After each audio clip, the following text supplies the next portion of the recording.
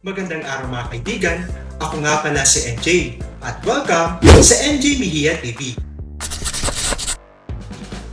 Dito sa ating channel, pag-uusapan natin ang mga paksa may kinalaman sa kultura, buhay, at politikang pang-Pilipino. Kaya, kung interesado ka sa mga paksang ito, siguradong magugustuhan mo dito. Huwag na rin kalimutang i-like, share, at mag-subscribe na rin para sa ating channel. Ngayon, simulan na natin ang ating talakayan. Tara, samahan niyo ako.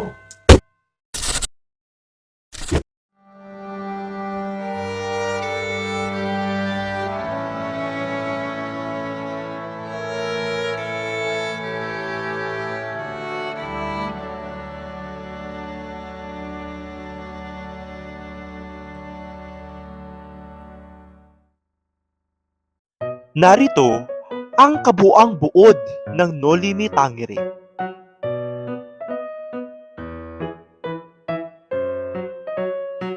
Magsisimula ang kwento sa isang marangyang pagtitipon sa bahay ni Kapitan Tiago sa Maynila. Isang piging na dinaluhan ng mga kilalang opisyal, praile at piling panauhin. Sa okasyong ito, unang ipinakilala muli sa lipunan si Juan Crisostomo Ibarra, isang binatang galing Europa matapos ang 7 taong pag-aaral. Malugod siyang tinanggap ng mga panauhin, ngunit agad ding napansin ng malamig na pagturing sa kanya ni Padre Damaso, isang Pransiskanong pare na may tila matinding tampo ugalit sa pamilya Ibarra. Simulan dito ni Rizal ang pagpapakita ng tensyon sa pagitan ng kapangyarihang sibil at ng kapangyarihang panrelihiyon at kung paano nito hinuhubog ang kapalaran ng mga tagabayan. Hindi nagtagal, nalaman ni Ibarra ang masaklap na balitang pumanaw na ang kanyang ama, si Don Rafael. At hindi lamang iyon, namatay itong bilanggo dahil sa maling paratang na erehe at subversibo.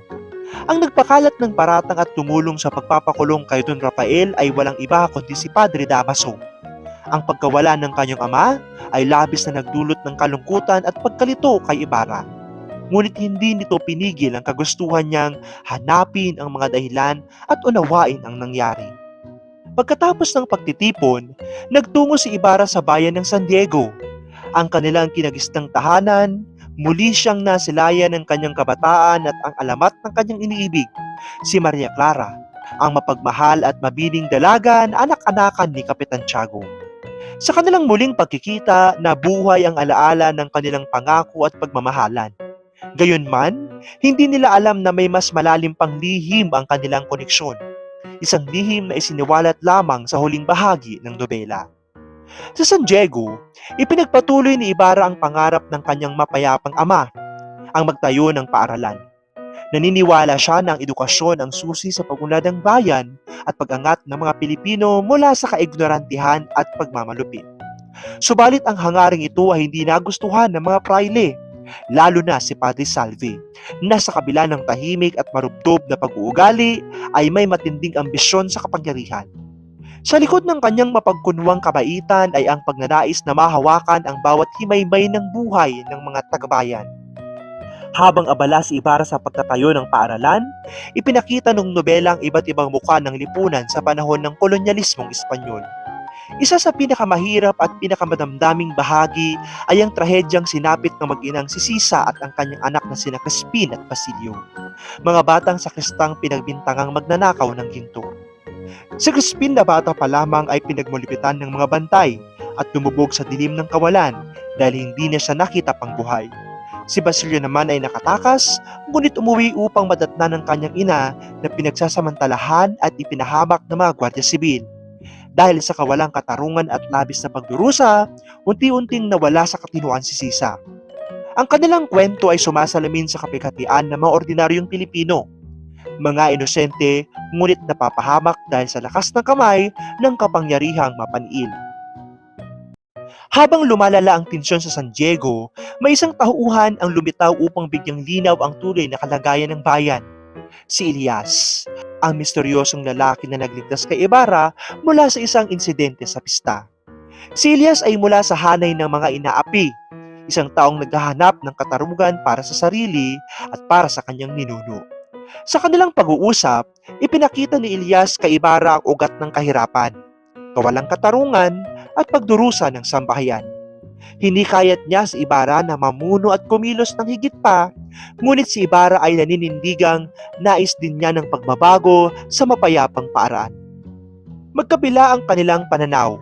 Si Elias ay naniniwalang ang bulok na sistemang umiiral ay dapat sirain, samantalang si Ibarra ay naniniwalang maaari pa itong baguhin na hindi dinudugasan ang kamay. Gayunman, nagsimulang gumalaw ang mga kamay ni Ibarra.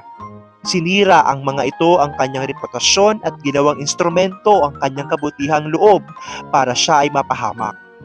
Nasabotahe ang konstruksyon ng paaralan. Siniraan siya sa mga panauhin ng bayan at unti-unting ibinukod sa lipunan. Sa isang pagtitipon, tahasang ininsulto ni Padre Damaso ang alaala ng ama ni Ibarra at nagbunga ito ng mainit na pagtatalo. Sa tindi ng galit, muntik nang saktan ni Ibarra ang pari, bagay na naging dahilan upang tuluyang itakwil siya ng simbahan. Dito nagsimula ang kanyang mabigat na pagbagsak. Sa mga sumunod na pangyayari, ginamit ng mga kaaway si Ibarra ang isang huwad na planong pag-aalsa upang idiin siya. Ginamit nila ang ilang tulisan at ang kawawang tao upang palabasing si Ibarra ang utak ng rebelyon. Mabilis siyang dinakip at ibinilanggo, habang si Maria Clara ay lalo pang nabahala sa kanyang kalagayan. Sa gitna ng kaguluhan, gumawa ng paraan si Elias upang mailigtas si Ibarra mula sa pagkakakulong. Sa pagtakas nila, humantong sila sa pagsanhan at doon ay naganap ang madramang habulan sa lawa. Sa pagtangkang iligtas ang kaibigan, inako ni Elias ang lahat ng panganib hanggang siya ay barilin ng mga bantay. Iniisip nilang si Ibarra ang tinamaan. Nakatakas si Ibarra, ngunit si Elias ay malubhang nasugatan. Nagtago siya sa gubat, sa piling ng katahimikan ng kalikasan hanggang sa marating ang kanyang huling hininga. Sa kanyang pagpanaw, inihabilin niya sana ay dumating ang panahon na ang bansa ay magkaroon ng kalayaan, katarungan at pagkakataong mabuhay ng marangal. Samantala nang malaman ni Maria Clara na si Ibarra ay patay na mano, siya ay pinilit na pakasalan ang alpires o kaya ay pumasok sa kumbento. Sa huli, minabuti niyang maging madre matapos maisiwalat ang mahigpit na taogong lihim. Si Padre Damaso pala ang kanyang tunay na ama. Sa kaalamang hindi niya maaaring mahalin ng haligan si Ibarra at sa konsensya niyang nagkalamat dahil sa pagpirma niya sa mga dokumentong ginamit laban sa kasintahan, pinili niya ang buhay sa kumbento. Isang buhay na malungkot at puno ng pangungulila. Sa pagtatapos ng nobela, ipinakita ni Rizal ang isang bayan na sugatan, ngunit may pag-asang haharap sa bukang liwayway. Si Ibarra ay nagkubli at binuhay muli nag-iisa, habang si Elias ay naging tagisag ng kabayanihan at sakripisyo. Sa huli, inihayag ng nobela na ang pagmamahal sa bayan ay hindi nagtatapos sa salita. Ang tunay na pag-ibig ay nangangailangan ng pagkilos, paninindigan, at katapangang harapin ang katotohanan gaano man ito kasakit. Ang Noli Me Tangere ay isang salamin sa lipunang Pilipino noong panahon ng Kastila. Isang lipunang inuusig ng kasakiman, kapangyarihan at relihiyosong pang-aabuso. Ngunit higit sa lahat, ito ay isang panawagan, isang pag-udyok sa bawat Pilipino na buksan ang mga mata, gisingin ang damdamin at hanapin ang liwanag sa gitna ng dilim.